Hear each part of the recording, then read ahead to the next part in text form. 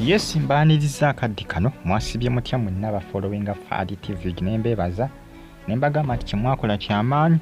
okubanga mwasubscribinga ate ne munyigana ekkale mbatumuleka bali mu ggwanga erya Iraq kwosa ne Qatar, Saudi Arabia, Oman nembagamba nti kyemwakola kyamaanyi okubanga mwasubscribinga ne munyigana ekkale. Chosen Becky yayongedde okubanga alumya ba ex-we oba yabadde bbaawe amanyikiddwa nga Dictator Amiru. Nnaku olweggulo yafulumiza ebifaananyi nga bali ku airport nga bagenda munange ku animonu yaabwe maama benywegedde mu public okukakasiza ddala okunfaamingira ddala. Manyi munange tufadde tukyawakana ebyaddala naye munnaye ebintu bya ddala. Becky Becky yagenze dda ewa mukulu Abudu Sekajja, ewa Amiru yavuddeyo dda baayawukanye. Amiru omukazi yabadde akyamwagala olw'ensonga nti embeera gy'alimu akadde kano si nnungi.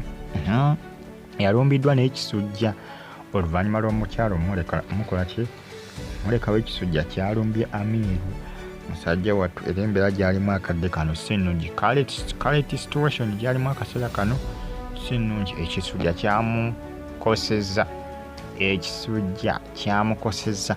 era ng'akaseera kano tali bulungi. Naye nga Becky ayongedde okubanga alagira ddala Bannayuganda nti munnange yamugamba nti nno simanyanga content, simanyanga tuli mu kuzannya movie, simanyanga video shoot byabbe.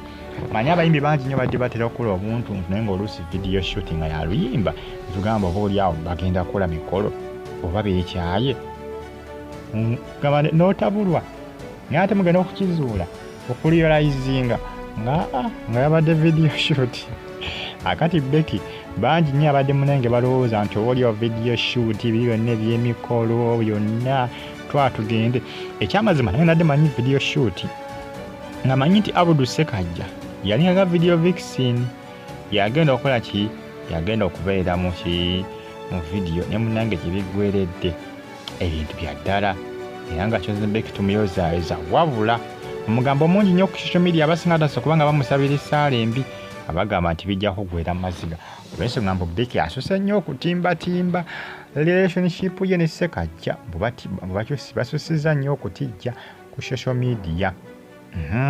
Abasinga bagamba nti relationships nyingi ezizenga zibeerawo nga bazitimba nnyo ku mutimbagano nezikakana oluusi nga zisaanyewo nga ziweddewo. Kati abasinga bagamba nti Becky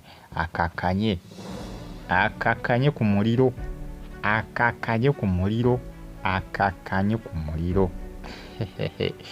abasinga bamugambye akakanye ku muliro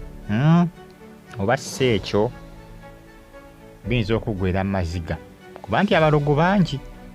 omanyi nabagamba nti iyo omuntu nga yayogera bwogeza eddogo ne likwatayo nga teetaaga kgenda mu ssabo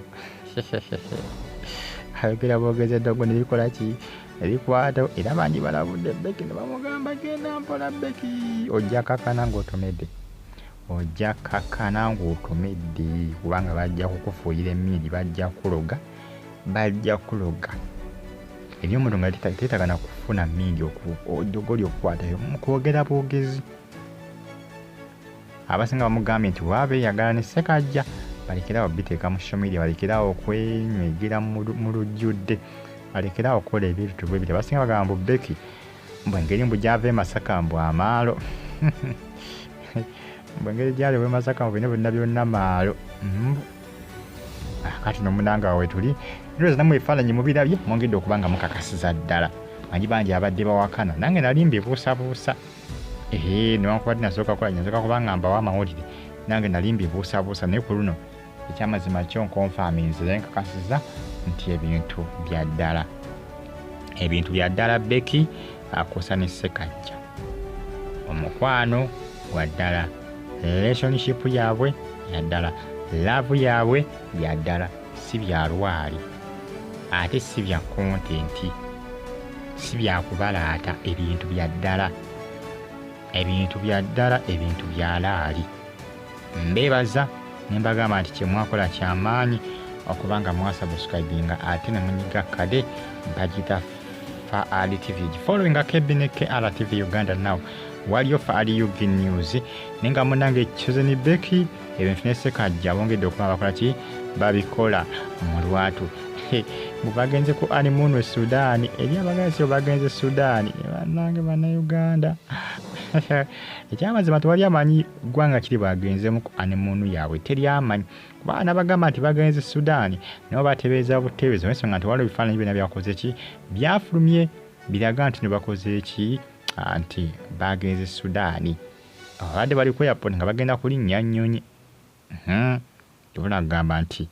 tebona konfaminga oba bagenze Sudan tewali amanyi naye nga laavu yaabwe yaddala si bya kontenti nkugamba nti stay on YouTube platform ojja kuba ofuna ebisinga ebyakabi eby'ettabu eby'omutawana bw'atyo Ssekaggya bwe yeddiza omukazi ani munnange twabirabanga mu bufirimu mbuzannyo oli ne yeddiza munne nabagamba nti oluusi munnange ebimu ebizannyibwa mu firimu oluusi bibaayo lwakuba tetumanya mpoziko nga bizze mu lwatu mu public n'obiraba naye nga bibaayo bazanya mu buseries oba obutundu bibaayo ne mu firimu eziggwerawo bibaayo lwakuba basinga bibatuukako amu ne batayagala kwogera naye nga basinga bibatuuseeko akati Becky yayongedde okuba nga akitulaga nti munnange eri omukwano gw'omuntu ayinza okwezza mukazi wa munne kubanga Ssekaggya yezizza mukazi wa Becky ate nga badde mukwano gwa Amiru Ssekaggya badde mukwano gwa Amiru si byangu naye nga byebyo subscribing